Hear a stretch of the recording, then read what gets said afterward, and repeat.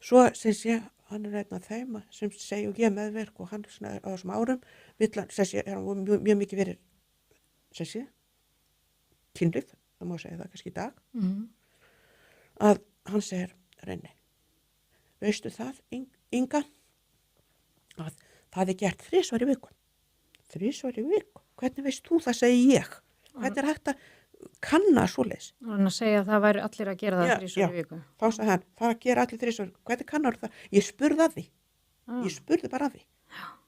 Og ég bara, ok, og þú var aldrei að mótmæla því ég varst að skýtra þetta, hann viti bara það bara, skilur nota bara hendina eða eitthvað á mig, hann gerði aldrei. Nei. En ég var samt hrædd við það. Reyni, hann gerði. Ok, og svo kom stundum að þeim kvöldum sem að Reyni, hann fannst átt að vera og ég ekki tilbúin, þá bara ok, þá var bara gjössal, þjösnast á bensinlausum bílnum, Rauninni, allt, eins og bíla bensinlaus, bensintankunum bara þurr, Rauninni, og hann bara það búið og svo sneri sér á hinarlegina.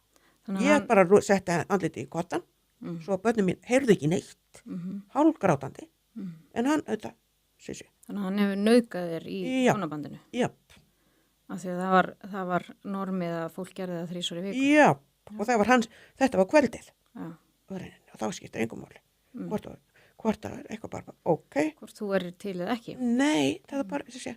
Gerst þetta oft? Já, mjög oft.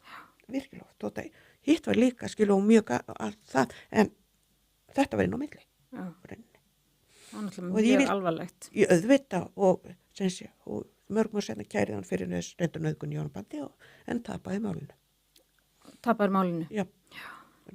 Af því að það er náttúrulega engar sannanir eða bara orð og það seint. Orða móti orði. Já, og orða var seint.